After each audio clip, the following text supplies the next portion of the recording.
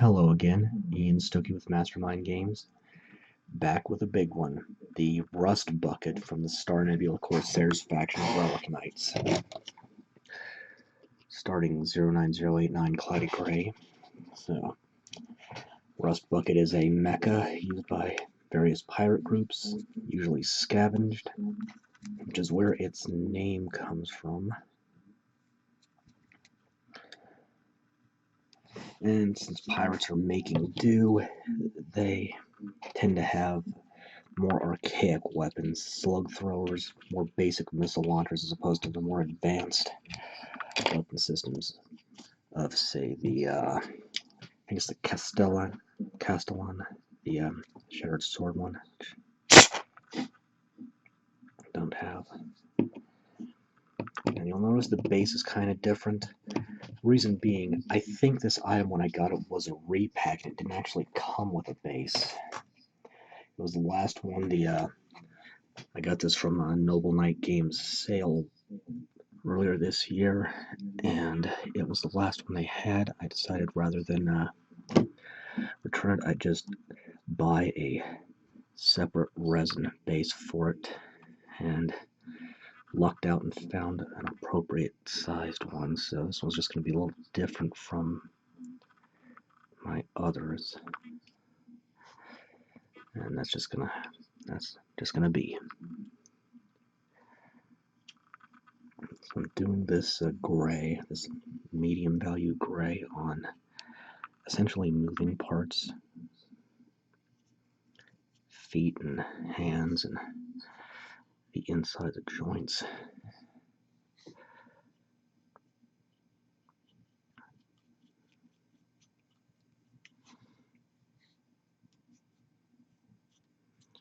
Gets a little thick.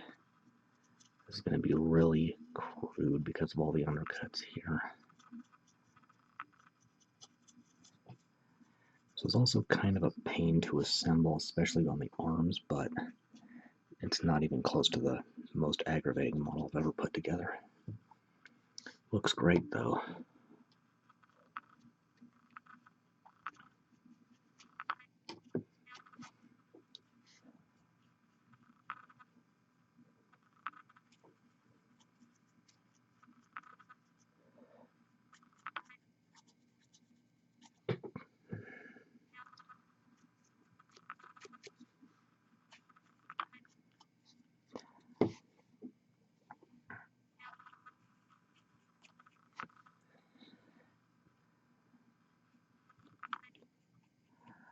Alright.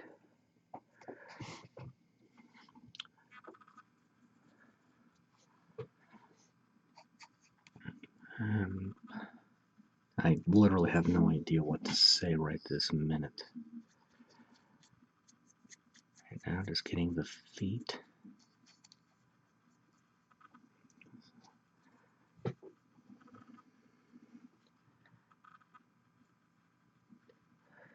Again, not too terribly much lore outside of one paragraph, kind of detailing everything I just said, or everything I touched base on.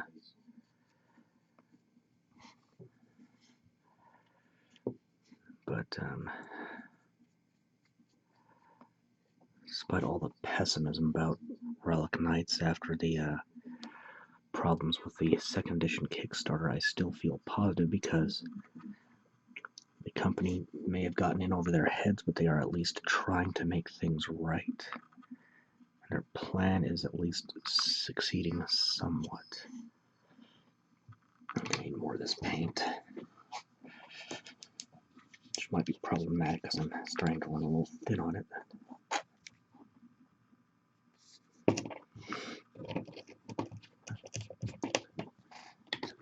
Alright, just gonna keep at it.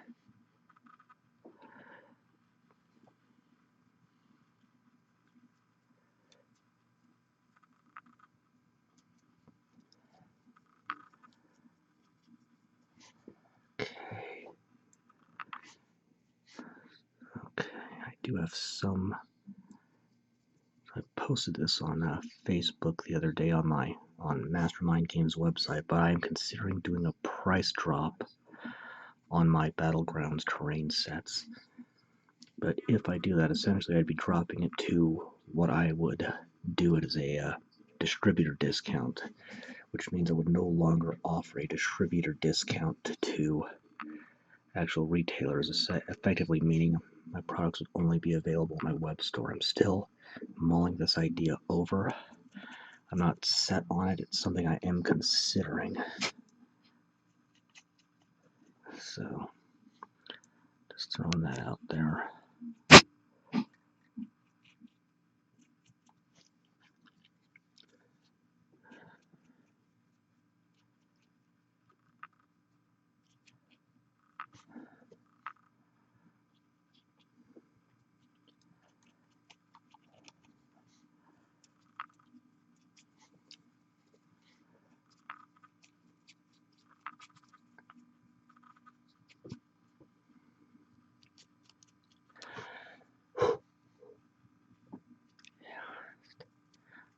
Really don't have much to say today, right now. It's a particularly long base coat because this is a particularly large model. Not even close to the largest I've ever done, but 80mm base, so that's as big as it gets in Relic Knights.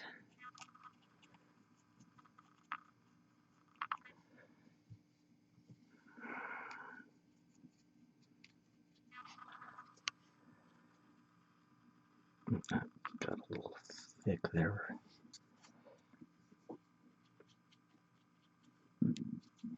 Bit of spraying going on here. Okay. Get the inside of the head. So comparing it to the size of a typical human model in this game, this would be a very cramped, tight cockpit, but again, a largely scavenged machine, making do with what they can get for parts and maintenance.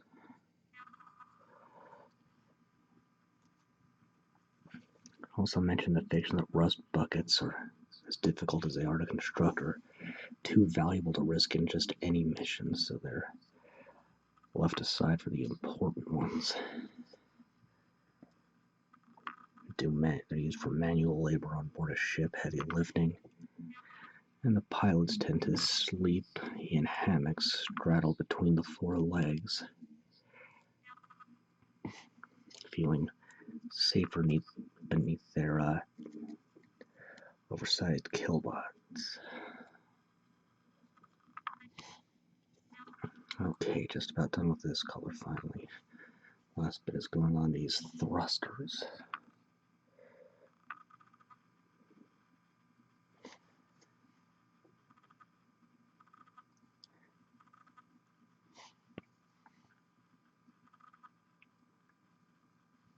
Alright.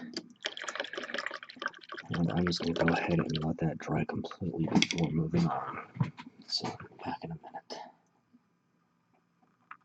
Alright.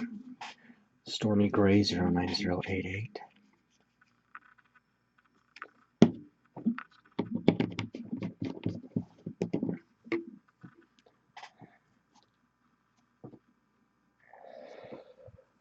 Going with the weapons for this collar.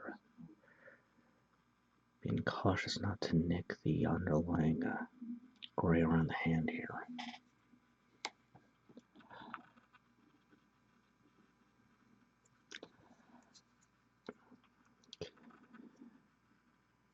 I will say on assembly, the arms were a particular pain, especially the right here with the rifle. For some reason, it just did not want to stick.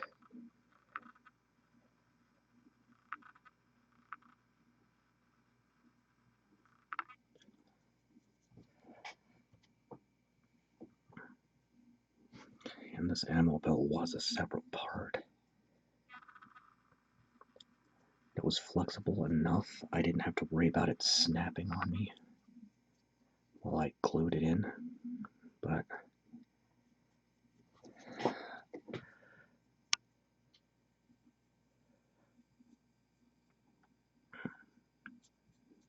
was still giving a few challenges, just again with the glue not wanting to stick.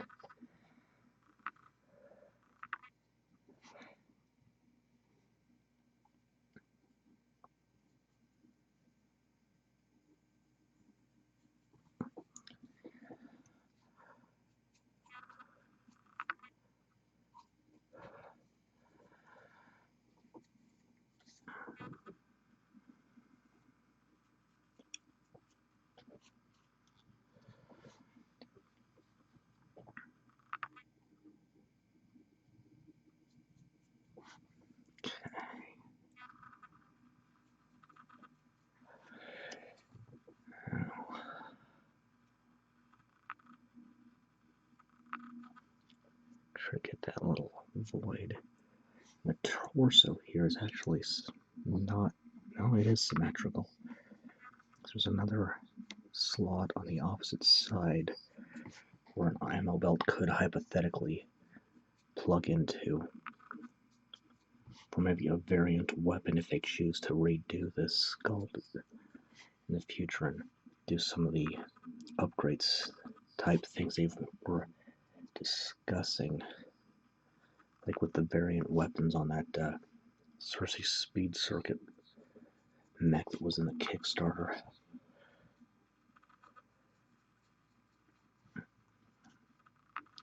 And again, yes, I am erring on the side of I am siding with the optimists on the Kickstarter. They got in over their heads, but they are trying to make it right. So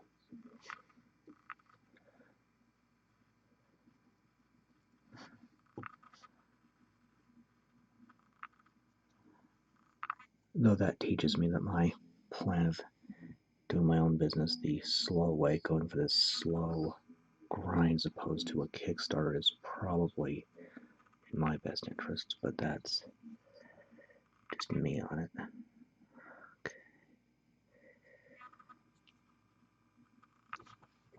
Okay, and then for the rocket launchers, just gonna do the backs and the fronts in this and have the rest of it a much brighter or a different color, armor color, matching what I did on Golden Vans and other Corsair models I've got in my collection.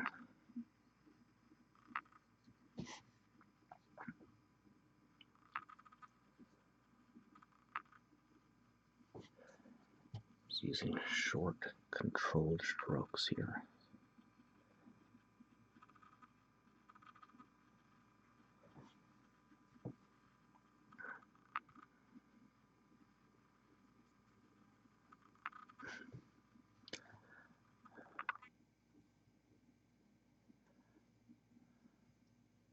Still not sure what about this is repelling the paint, but I'll get it figured out eventually. It's odd because it only happens on things I do with the white primer for some reason.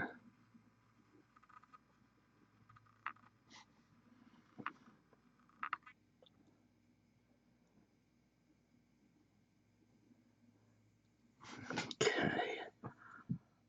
Alright, that's all on the mech itself. I don't want to do in this color, but I do want to do a bit of the base. So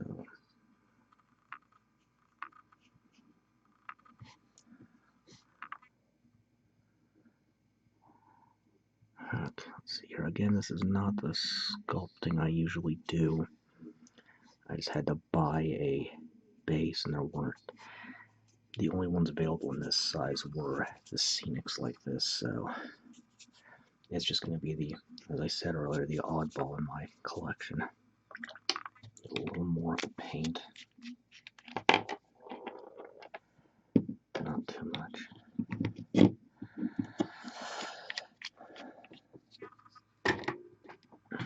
Looks like this launcher over the right shoulder needs a little more up the front.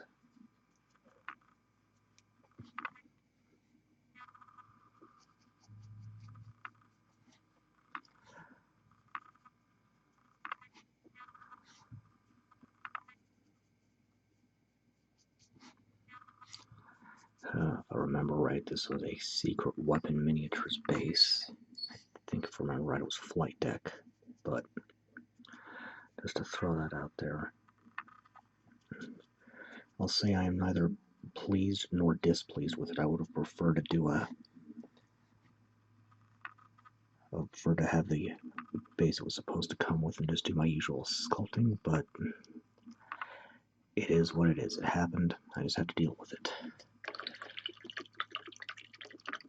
Okay, and I am going to go ahead and let this dry before I move on. Okay. Next. Oh, excuse me, I'm actually going to take Woodstain Brown 09160. Am I? No. I'm going to make this look more like concrete, I think. So I'll do Rainy Gray 09039.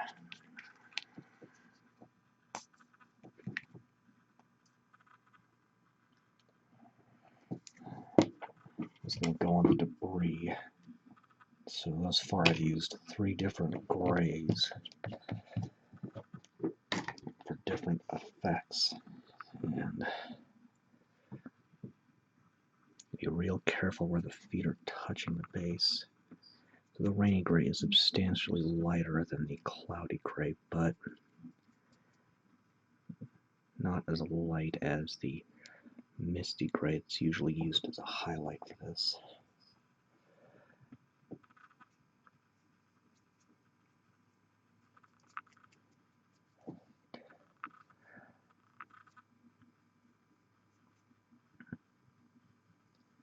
Well, I haven't seen this on any of the Relic Knights themselves.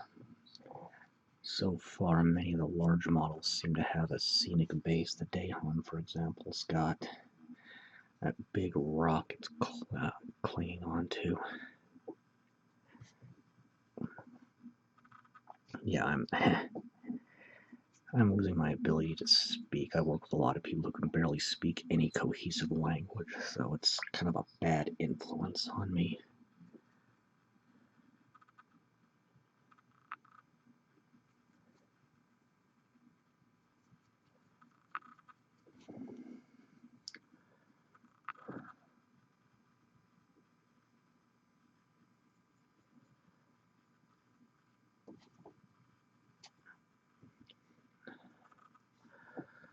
So far I've only used one brush on this model, and you can get a lot of utility out of one, though. Hypothetically, I could switch to a larger one, but I really want to be careful and not nick things that... Rather, not I just slaughtered the English language there. Grammatically, anyway.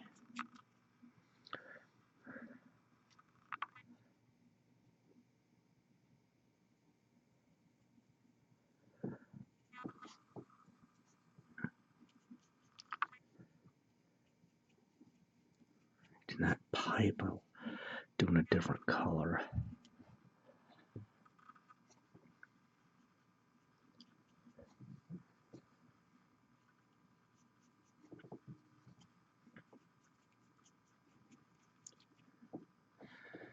A little more paint.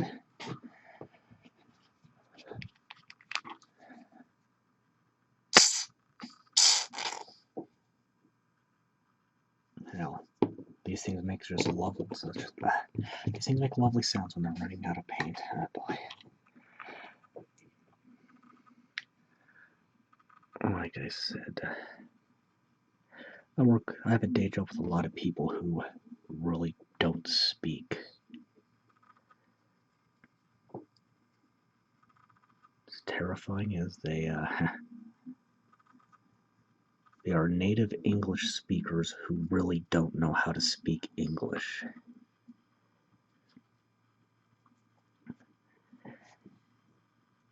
They're so bad at communicating in general, I can barely understand what they want half the time.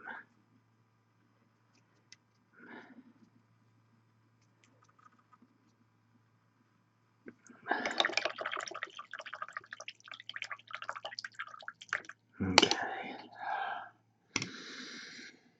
Go ahead and take Tarnished Steel 09206 now and start on some of the armor. Might decide to do this one in 2 steps. Because I do have fairly limited time, I will go ahead and switch to a larger brush. See, that's too big. One down.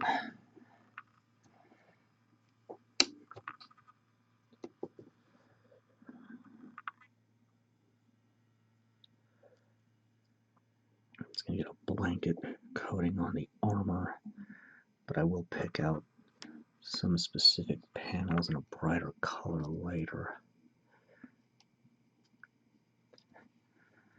Be more cautious around the ammo belt, going from the torso to the rifle.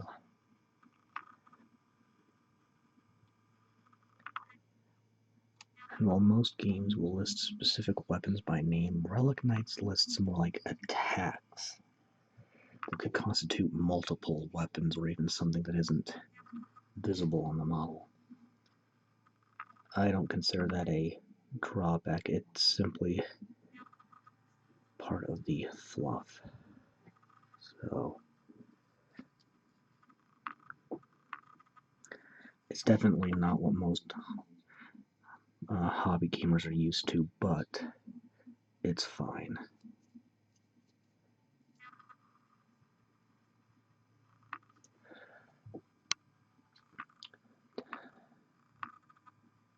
So I am using a larger brush, but I'm also using more caution around some of these other colors.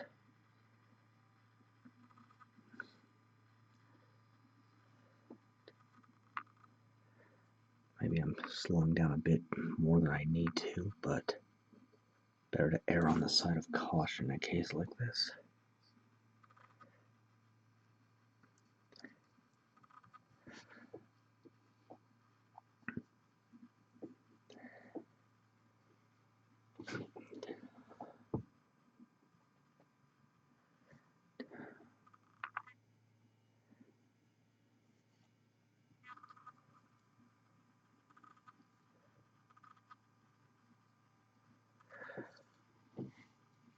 Alright, this is getting a little tricky at this point. Just gonna write it out.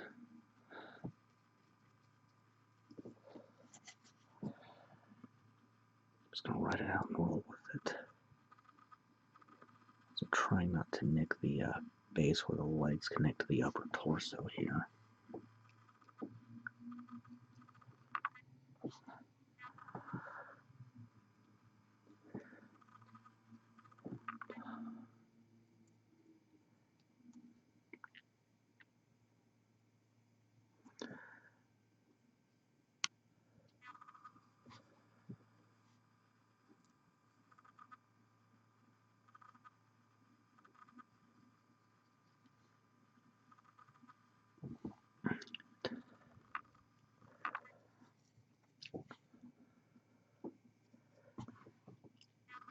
That shaking is my hand.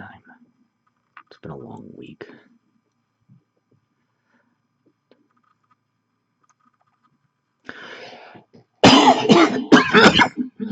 Excuse me, something caught in my throat.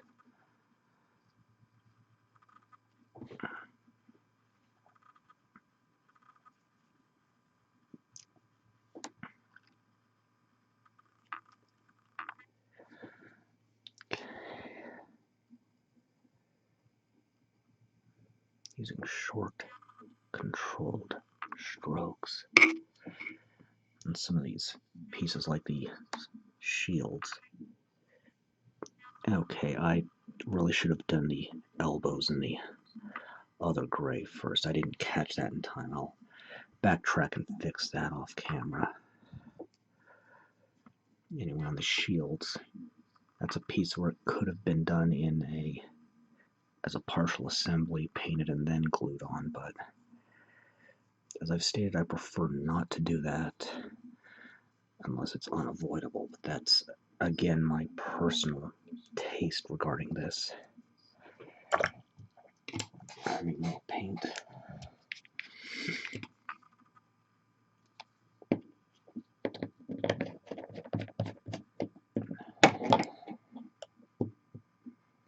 I'm keeping my brush moist but not overly wet, using just enough water to thin out the paint, enough to get a smooth flow. Hearing some, okay, I'm good on frame rate, I haven't dropped any yet. Still trying to figure out what's causing that particular problem. It's not really relevant right this second. These shields did kind of glue on awkwardly, but especially the right where it's holding the rifle. But it worked, so.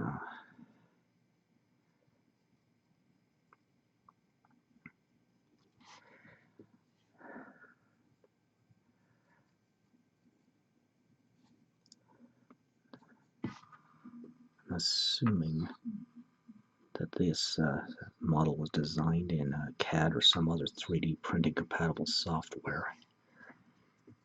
And with the prototype being printed out, that's a more common thing in production in this hobby these days.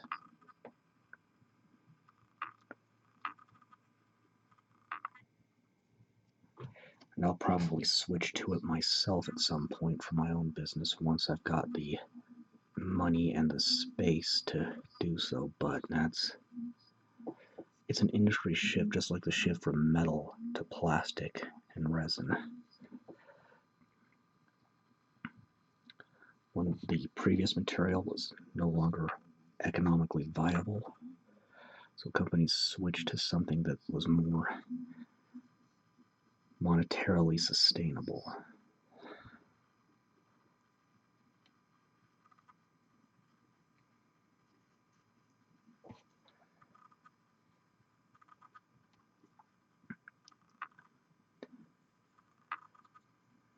I even have a few old Relic Knights metal models that were done in the early days before they even made it into a full-fledged tabletop game.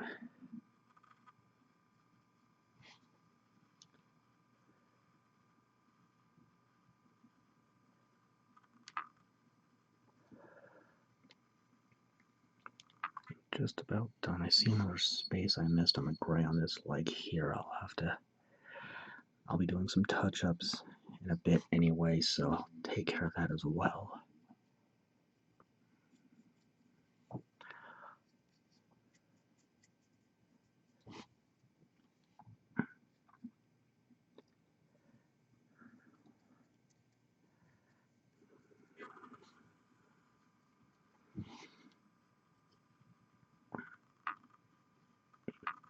Still being careful to avoid the gray.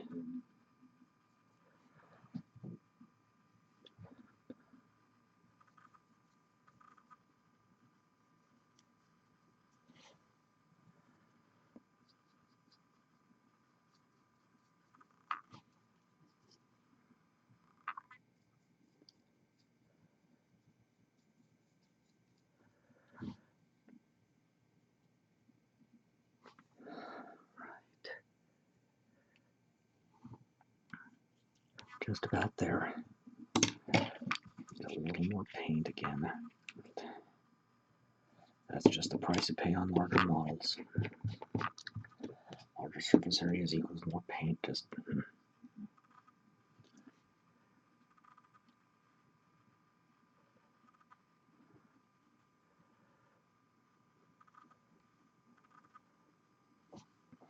okay. Yeah. I'm hearing the noises my computer makes before it decides to start dropping hundreds of frames a second on these videos, but it's making the noises but not dropping the frames, so that's a good thing.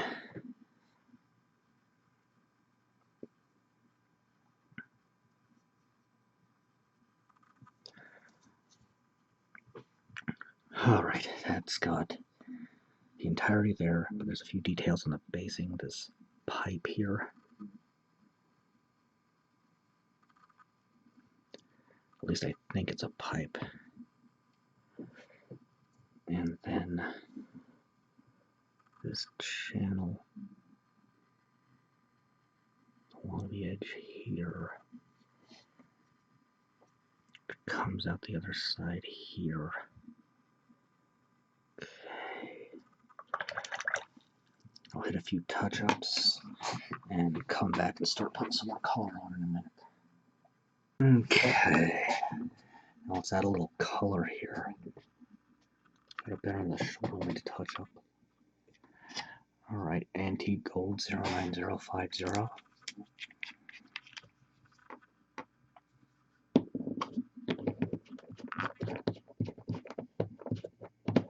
And on stubborn lid.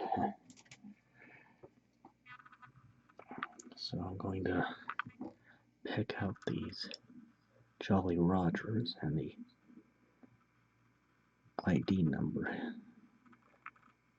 on the pauldrons. And the right shoulder has a piece of flash stuck in the eye of the Jolly Roger. That's another name for the skull and crossbones, by the way. But I couldn't get it out without damaging the model, so it's just going to be asymmetrical, and that's all there is to it. Looks like the right one's also kind of missing the dash here in the operator number. And where is it? I just had it. Deep Red 09002.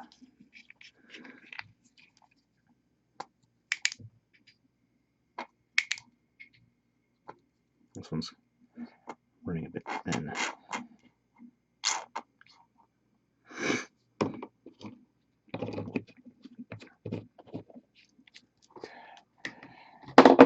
And some just fell over. I got in trouble when my paints tried to run away from me. But where to start?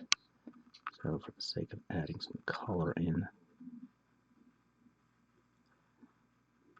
so I'm doing this on top of the steel just because I wanted to be able to quickly get those larger areas painted.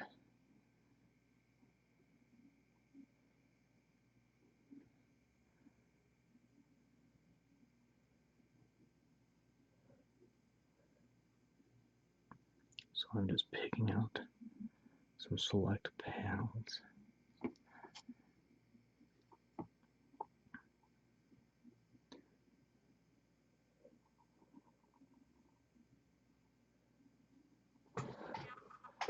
Let's see.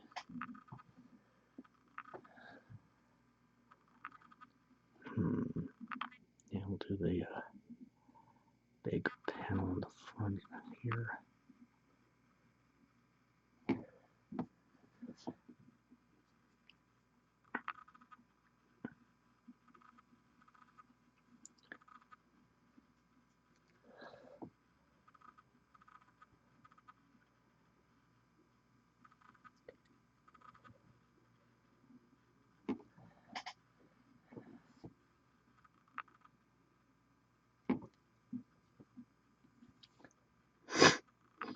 Excuse me, allergy season.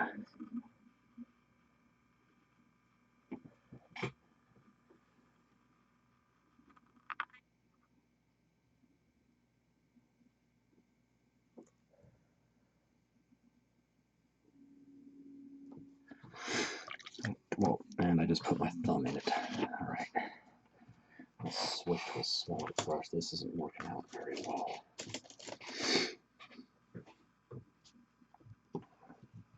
There we go. That'll give me a little more control. And let me speed this up a bit too. It's already turning into a long one, but again, that's just what happens when you've got a larger surface area to deal with.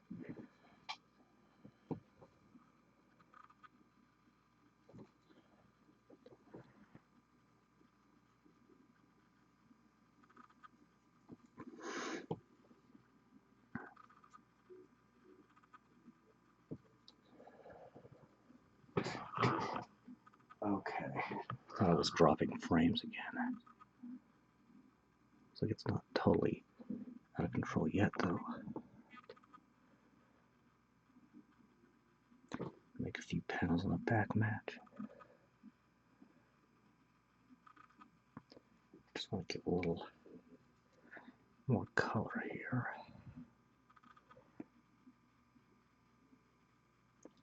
And these raised portions of the shields.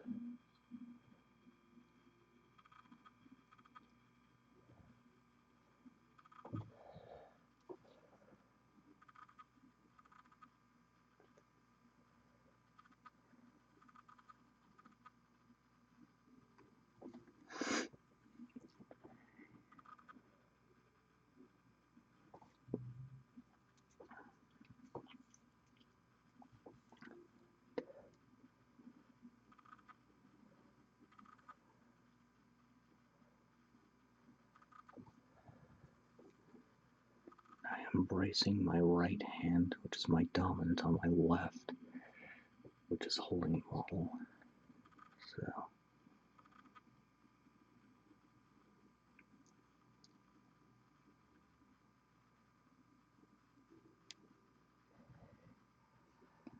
and I think this side panel on the shoulder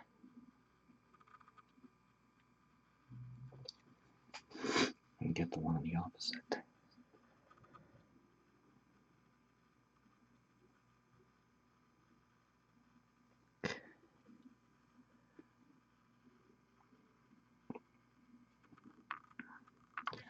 And I think that's good. Excuse me. Yikes, that's good for that. Sun Yellow 09008.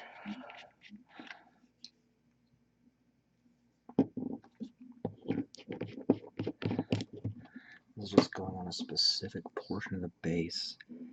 I am done with the base coats on the model itself. Just going to pick up this strip here. I'm going to do a caution striping pattern on it.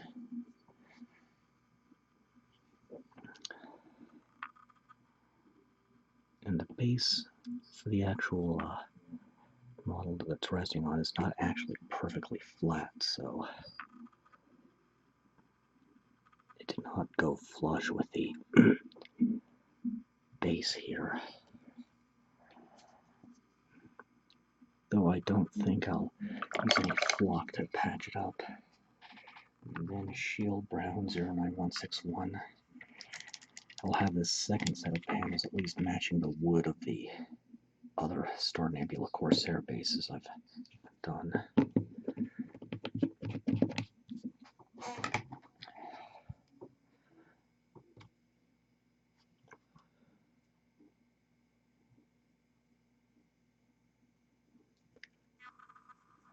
Essentially my theme being sort of wood paneling inlaid in the decks of their ships just for style points.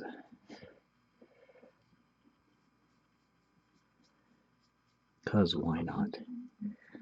I mean, even Captain Harker is a direct homage to a classic anime character, Captain Harkin,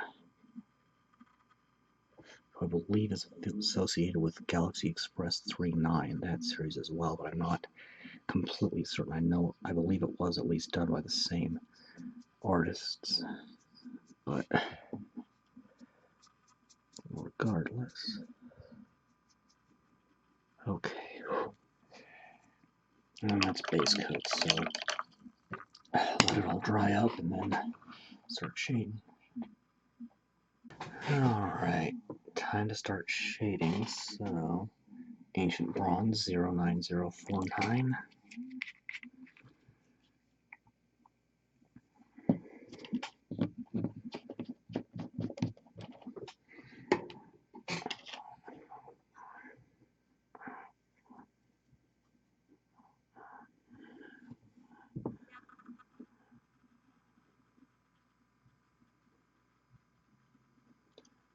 Okay, just dabbing this across the gold.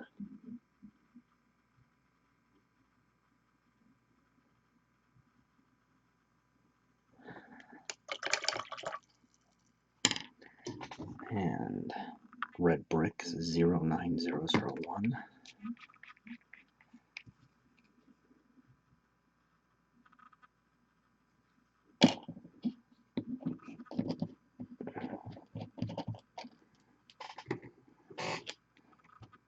I am thinning this with about half paint, half water. Excuse me. So this is a wash and not more straight paint.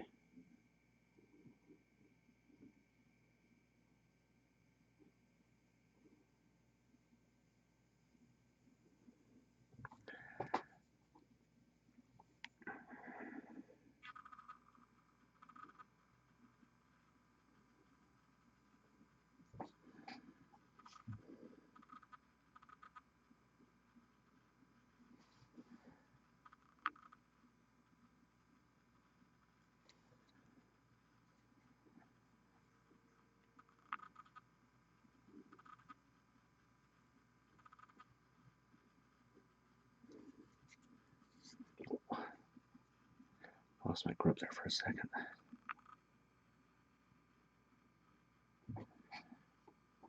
And this goes much quicker than the base coats.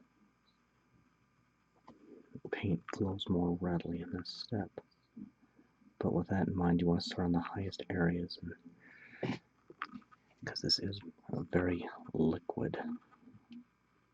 Now, technically it's a liquid anyway, but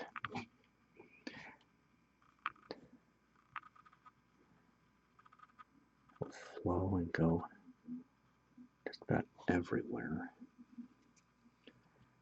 So very controlled and careful here.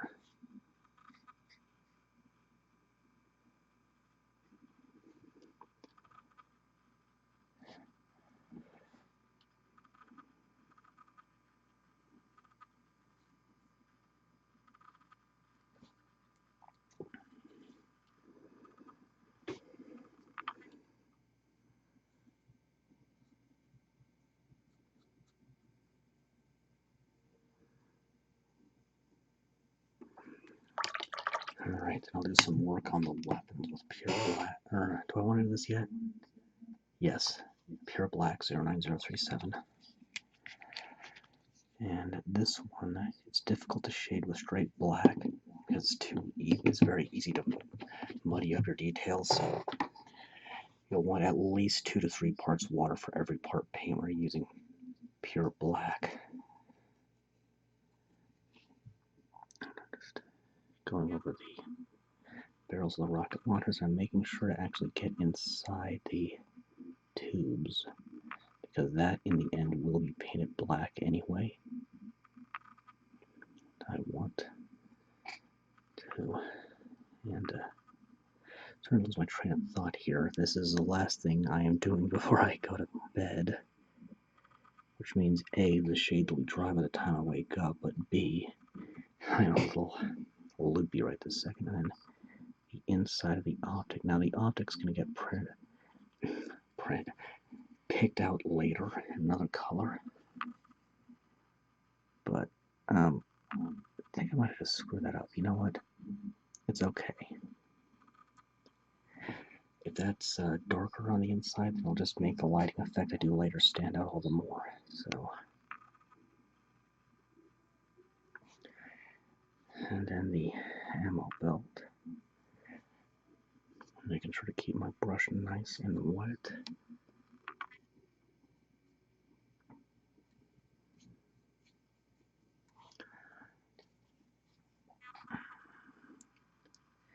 And kind of the inside of this hatchway here. Yeah, sounds like my neighbors are getting rowdy again.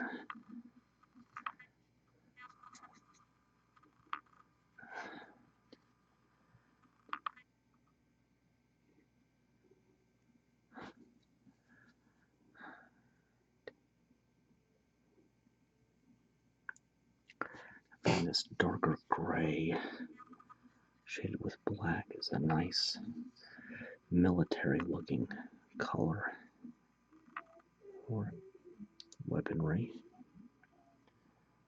Okay, now that my neighbors are singing and I can hear it through my floor. Oh boy. Would not be that bad, except they have singing voices like tails, or like cats getting their tails stepped on. I don't know if they realize that or not. Okay. And then, because I use this color on the base, we'll go ahead and do this now, but I might end up touching this up because there'll be more paint coming down this way, so I can move along. Boy. Night descends, and I start slaughtering the English language.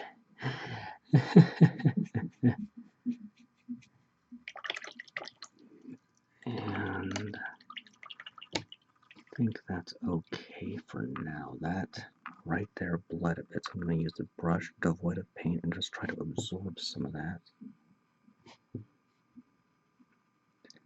Not working very well, but I'll get it rigged up right in the end. Okay. That's good for now. Let that dry and move on later. Alright, continuing. Blackened Steel 09205.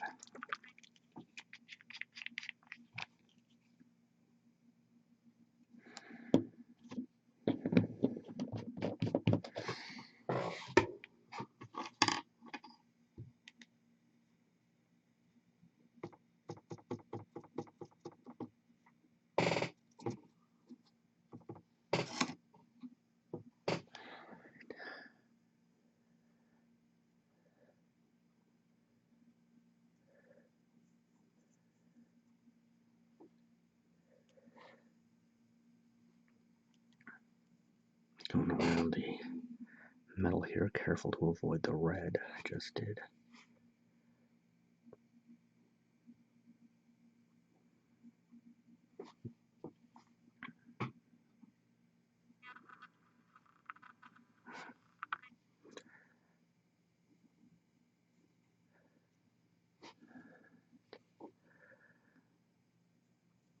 Kind of focusing on one facing at a time so I don't miss anything.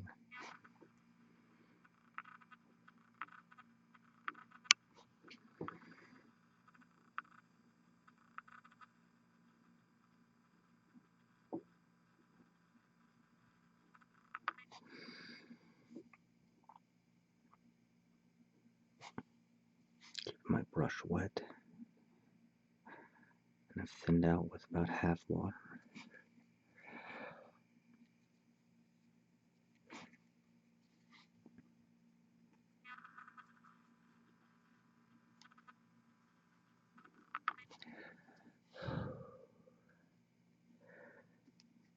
And this is just a long, painstaking process to do this properly, so again, this is not a hobby for impatient people.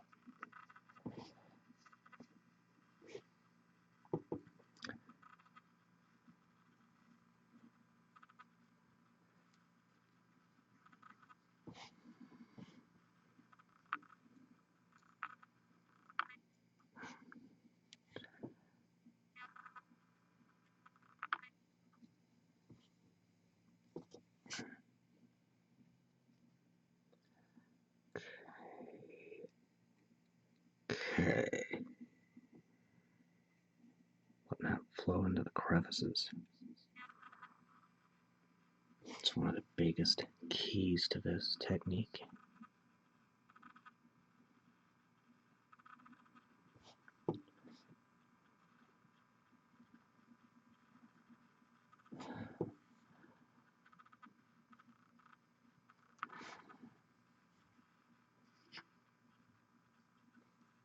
Keeping my brush wet.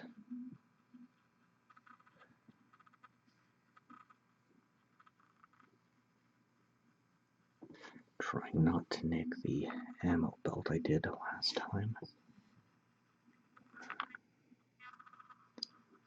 Alright. Let's get the torso now.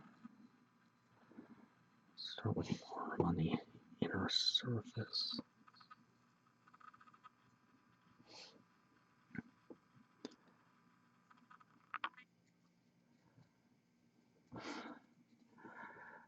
Taking care around the panel I picked out in red.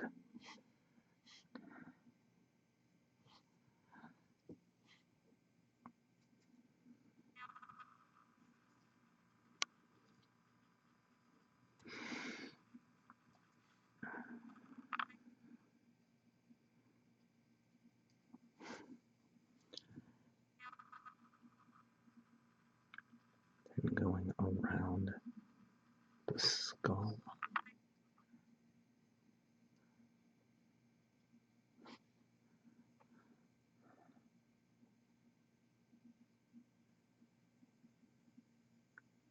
Okay.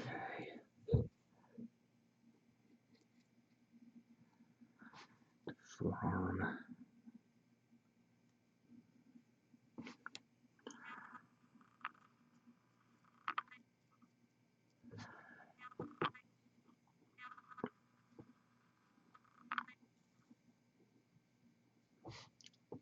And the metallic segment of the shield.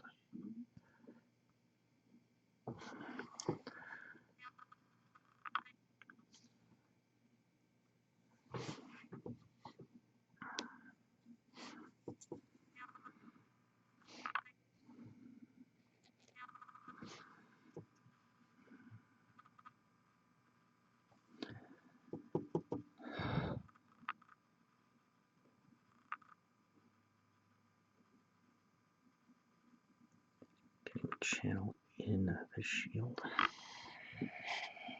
Now left arm. This will be a little easier because I don't have a rifle to contend with on this one.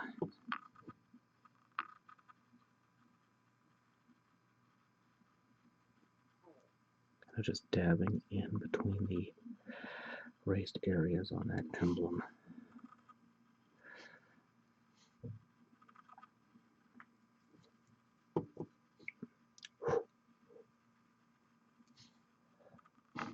Just nicked the red a little bit.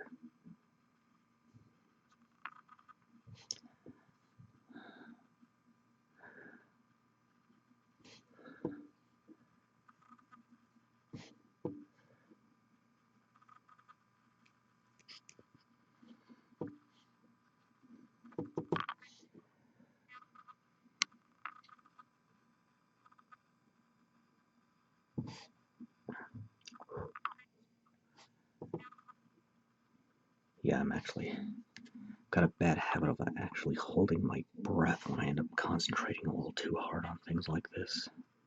It's really not good for me, so just watch yourself on little mannerisms like that.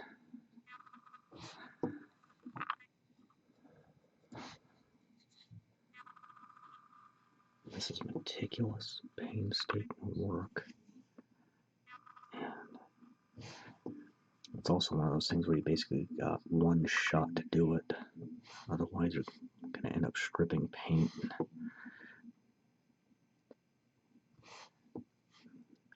And if you change your mind about the way a model's painted once you're done, I do recommend stripping the paint with something like simple green. Because otherwise you'll end up, if you get too much paint on a model, it'll obscure details, especially if you decide you want a completely different paint scheme. Build up pretty quickly, so keep that in mind in terms of wanting a do-over on something.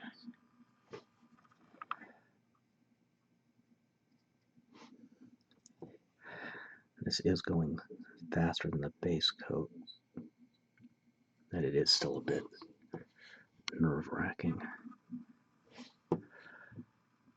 Just from the tedium. I handle it okay normally, but it's been a rough couple of months for me, so I'm a little tense.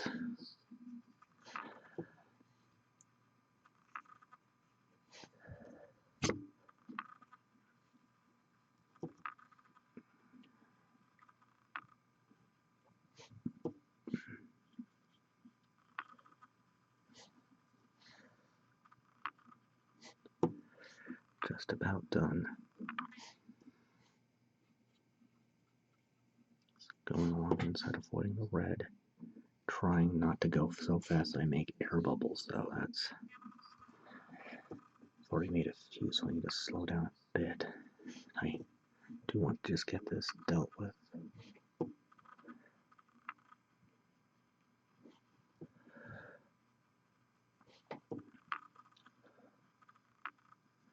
In fact, I find that my painting's actually slowed down since I started doing these videos.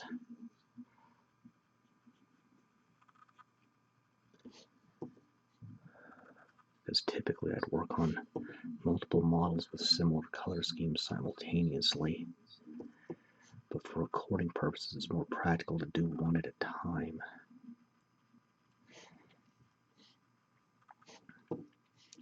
But that is something to keep in mind, that working on multiple models with the same color schemes simultaneously, that'll actually speed you up quite a bit, letting you work on basically a whole army one color at a time. By the time you're done with the last model, the first one will be ready for its next coat. Then one little bit on this pipe in the rubble. And on this grating here.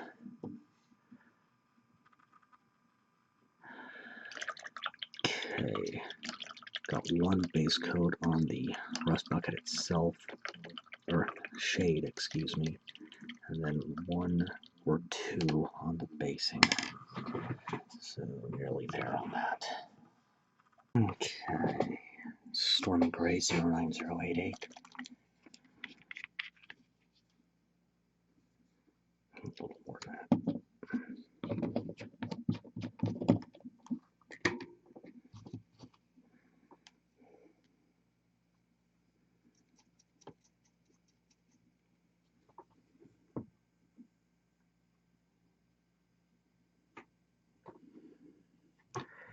Get the inside of joints, and I did fix a couple things off camera.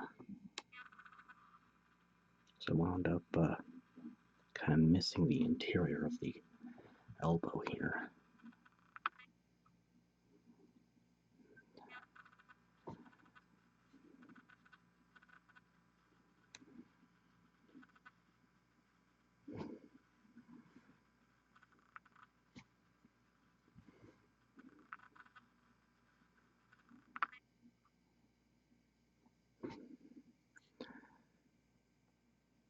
These exhaust fans for what would likely be a maneuvering system for space fighting. Doesn't look like it'd be strong enough to allow this thing to, well, it might assist with leaping, but more likely space maneuvering.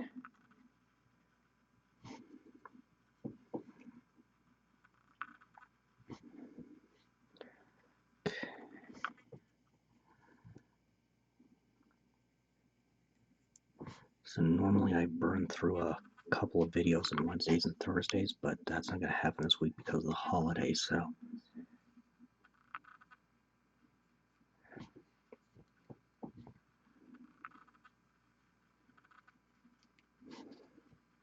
Kind of an odd angle on this rear right leg there, but not a whole lot I can do about it.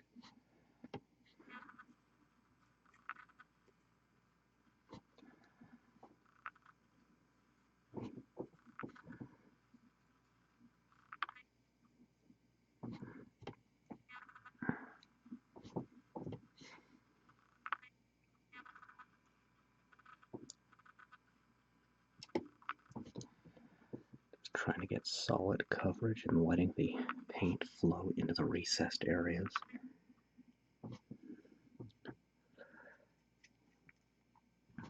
Of which there are quite a few. Keeping my brush wet.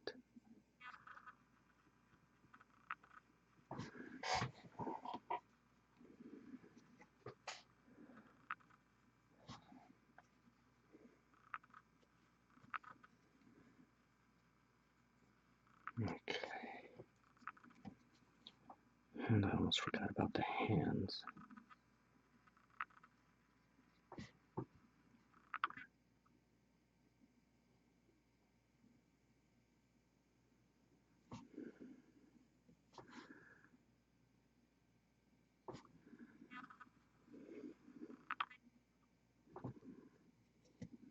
And feet.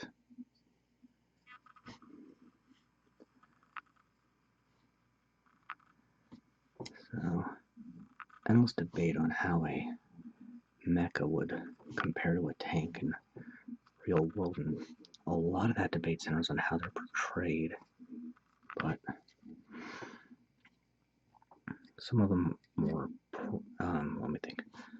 So, thinking of franchises like Battletech, the way mechs are portrayed there, for real world purposes, the two advantages I could think of are a set of legs can go places that treads and wheels can't very easily, particularly rough terrain. Tank can muscle through, but only so much. But then another advantage would be just a higher firing platform. Might make it stand out a little more, but having elevation over your target will make it easier to see and pick out weak spots, as well as improved articulation, allowing for a wider range of fire and angles that a conventional tank won't be able to get. But just kind of thinking on it.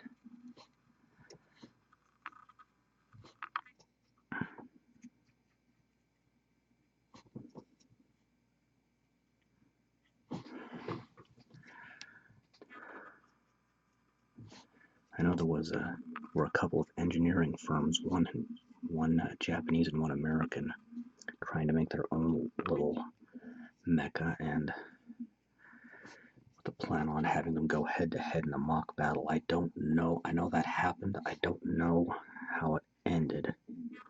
But I also heard there was some janky stuff with the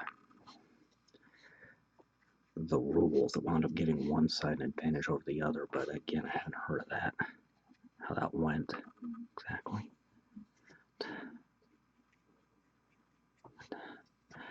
Technologically, though, I think we're a long way off before we get battle mechs on the real world battlefields.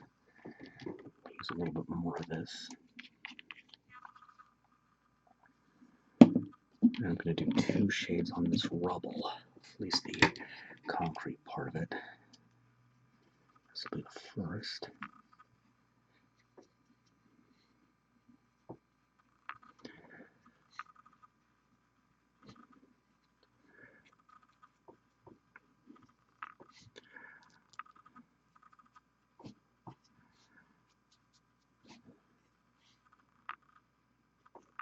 And the effective difference between a mech or mecha or mechanoid, all synonyms for the same thing, and a regular robot is a robot's got its own internal control system, while a mecha has essentially a vehicle piloted by an operator, either typically inside of it. So that's really the main difference between the two. Pretty subtle, though. Looking at Star Wars, if you count the big Imperial walkers as mecha, and I think you fairly could, then that would be an example of that, while the Separatist battle droids from the Rise of the Empire era would be robots. Thinking of the Snail Tank droid, the Hailfire droid, and Vulture droid Starfighter, compared to the ATST, AT-AT, and others. Okay, that's a decent layer of shading, so once that dries I can hit in some lighting effects, fill in some weapon barrels, and get the last layer of shading and get the lighting. I'm going to start by prepping the lighting effects with pure white 09039.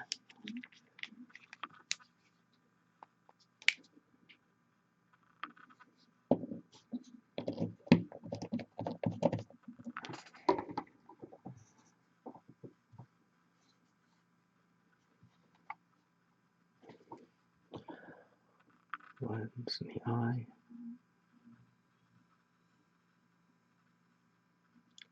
Gonna do the barrel of the gun. And thrusters.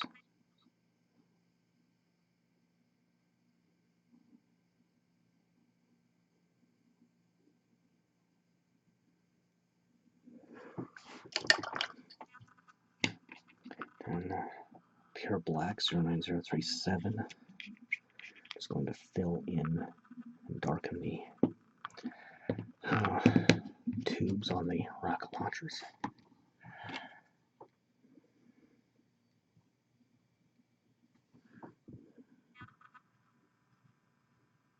Just a little quick circular motion.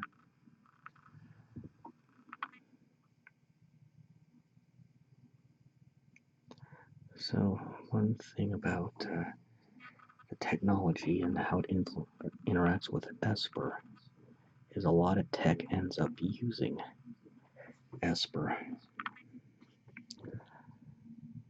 Whether it's drawing directly or just having a pre-filled cartridge.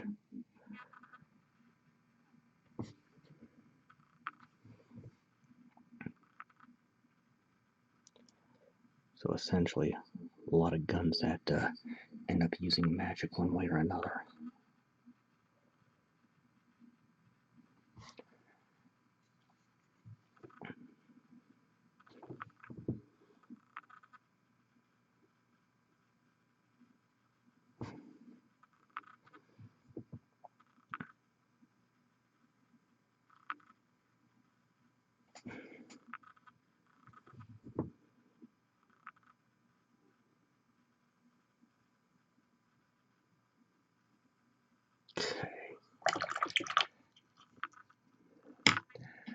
Now, Woodstain Brown 09160.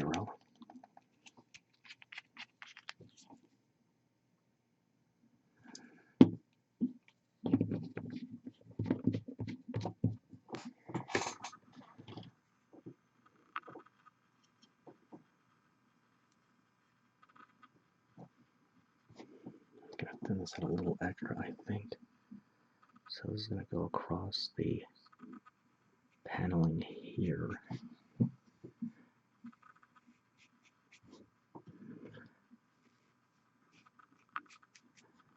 Again, going with that faux wood paneling for style points.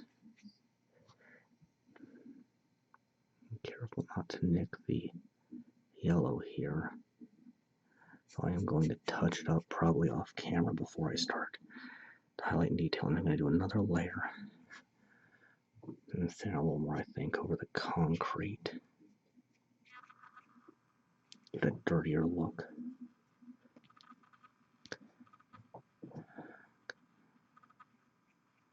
After all, this is, I see it as rubble mixed with dust and debris, which makes the only real question. Is this mech attacking or defending?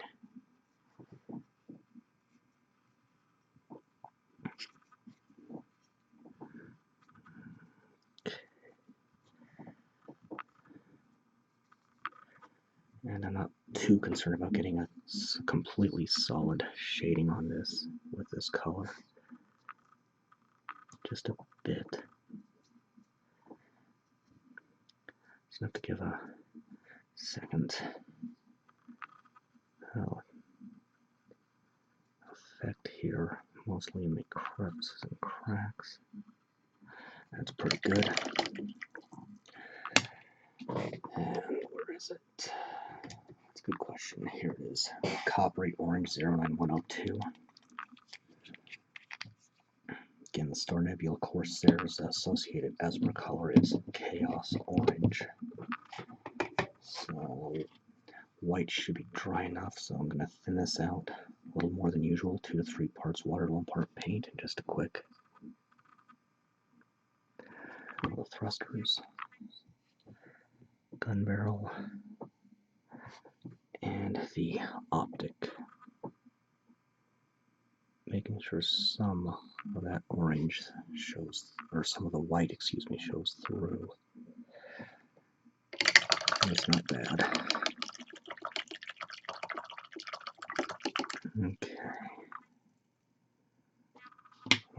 so once that dries, I can highlight, detail, and finish up. Okay, time to highlight. Oh, where did I put it? True Silver 09207. This is only going to go on the pipe and the basing, so I won't need too terribly much. And just to show you the technique, I'm taking a brush that is completely dry, hence the name dry brushing, using no water, just straight paint, and rubbing most of it out on a paper towel till it looks like there's nothing left. Whoop. Trying to get this tucked out of the way here. And then lightly dusting the area to be affected. This will catch on the raised areas like those rivets and the edges. And cleaning and drying and then switching to another brush. Let's see, I'm going to use Misty Gray 09090.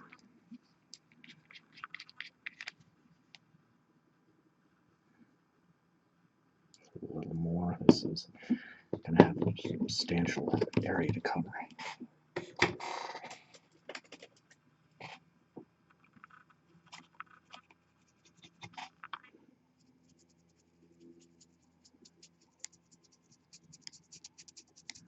Lightly dusting the base, again making sure I'm going against raised edges.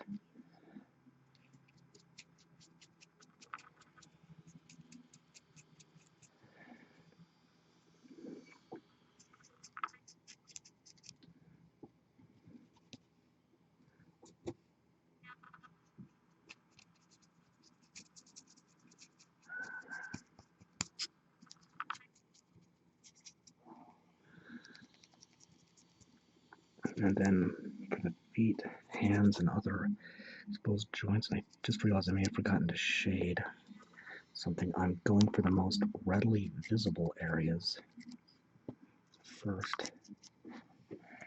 Or rather, I think I misspoke. I am focusing exclusively on the most readily visible areas.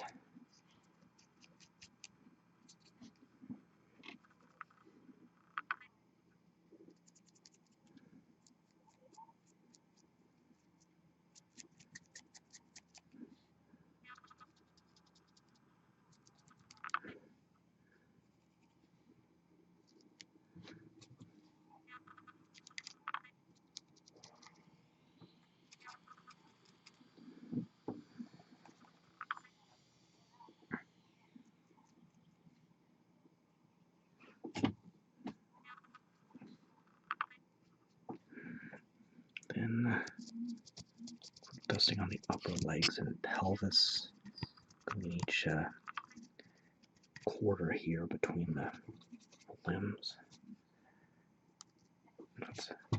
That got a bit too much paint in the brush on that one. It happens sometimes.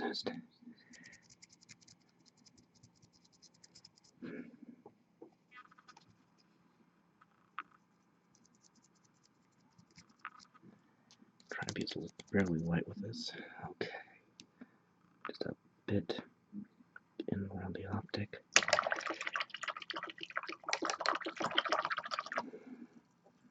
This goes reasonably quickly. And next I think weaponry, so let's see, Cloudy Gray 09089.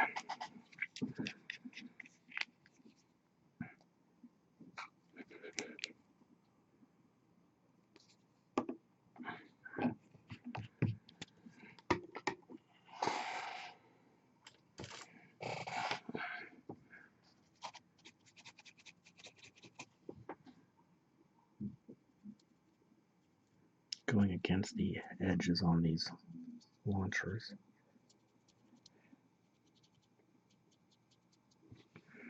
And then the nozzles are also. I'm going to do the nozzles also. And of course the rifle.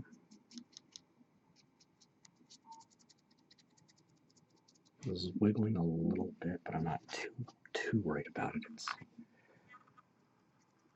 reasonably solid.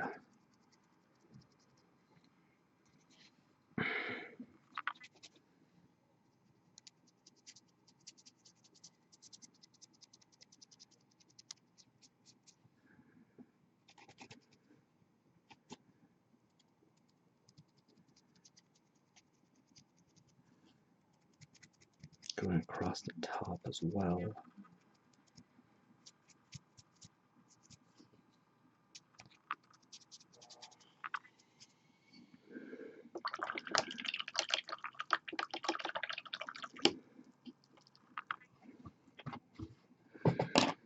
And the little Driftwood Brown 09162.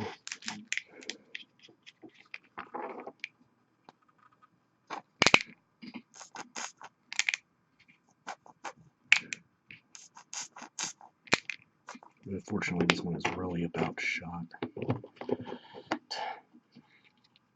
I think that's enough to work with. Just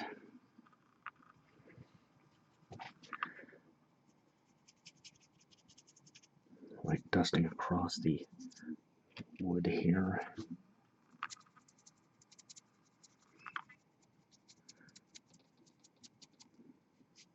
Doesn't catch it as well as my hand sculpting, and then I forgot I'm gonna need the that Stormy gray again, or cloudy gray again. Just a quick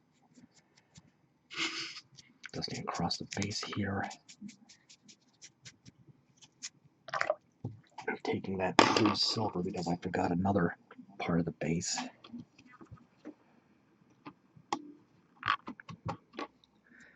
Which is this mesh here. The edge.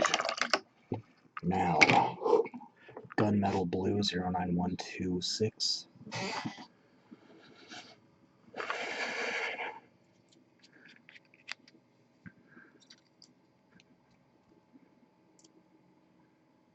I'm trying to go from the lowest portion of the model to the highest here.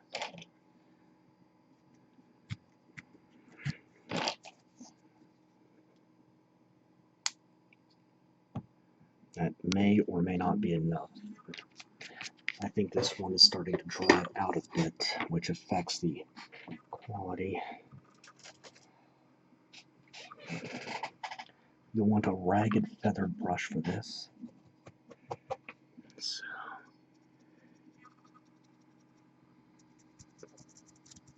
I'm just going to do one leg at a time to start with.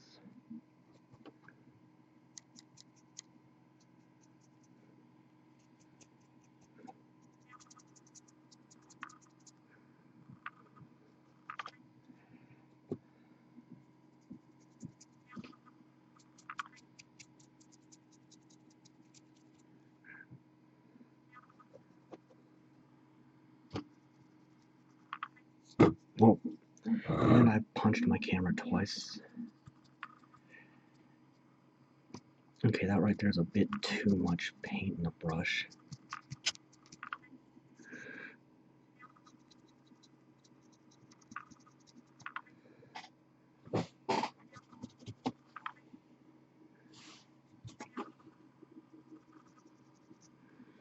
Okay, torso. Trying to avoid the red, at least right now. I'm more concerned with getting the size of the head than hitting it straight on.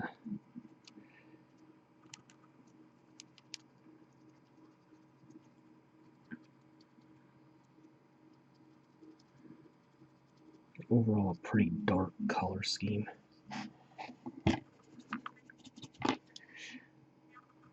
I think it definitely gives a sense of a reconditioned army surplus type of machine.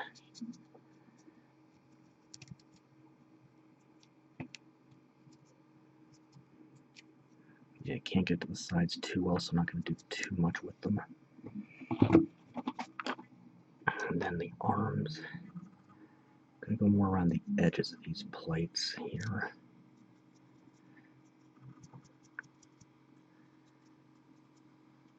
Just kind of do the edge of the shield and the front with the the forearms a little attention, particularly hitting those reinforcement bands.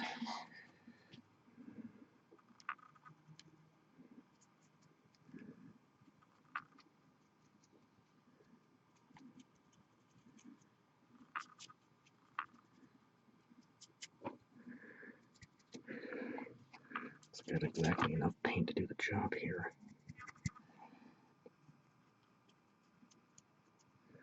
Okay. 2 colors left. Actually, no, 3. Forgot a detail I'm going to do. Blood Red 09003.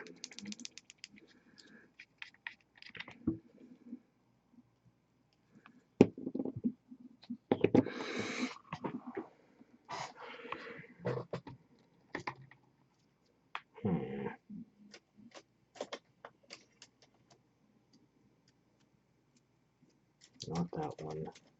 This seems okay.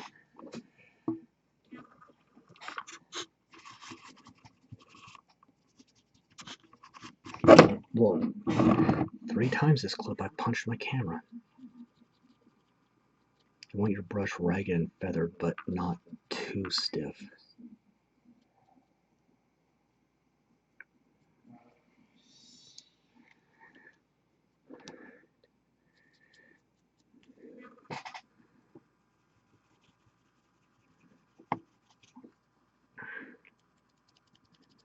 Trying to lose track of where I've been, so I'm just going to go ahead and make sure to get the plates on the rear legs first. These panels on the back I picked out. I'll go back and get the shoulders and the shields.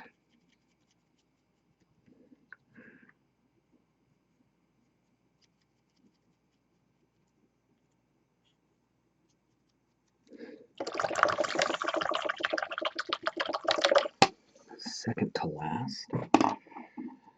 Where is it? New Gold 09051.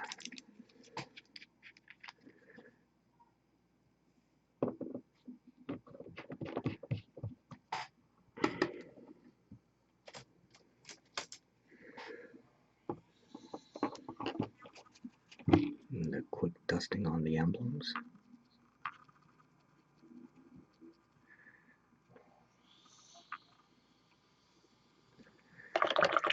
Alright, now a quick detail with pure black 09037.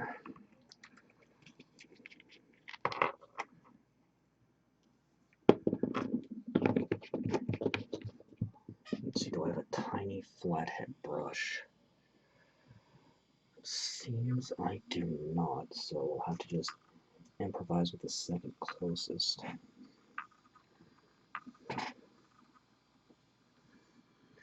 And I'm just going to do some caution stripes on the yellow here.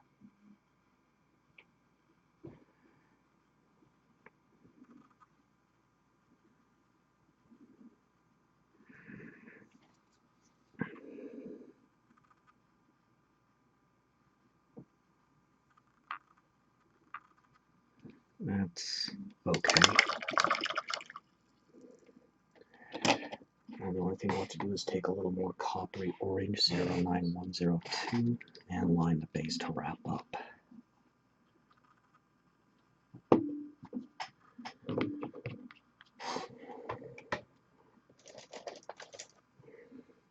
This is going to be a little trickier than usual, to be fair, because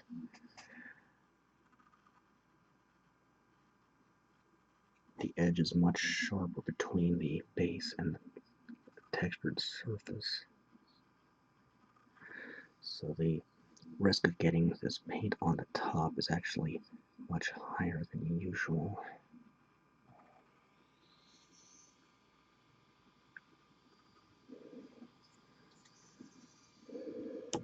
Keeping my brush moist but not overly wet. This is essentially a base coat only. It's not going to have any shading or highlighting, and this is just to wrap things up, cover up these splashes like right there. Get a nice finished appearance. Any color will do here.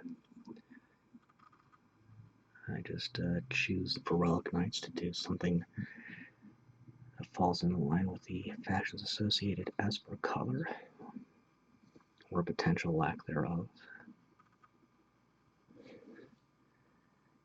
So,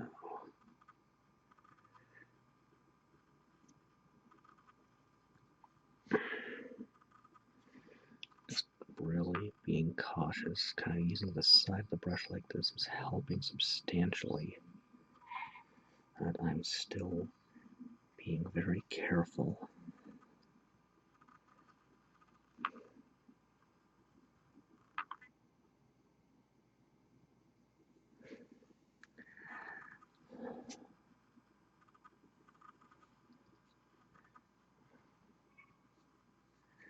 Alright, that's got it.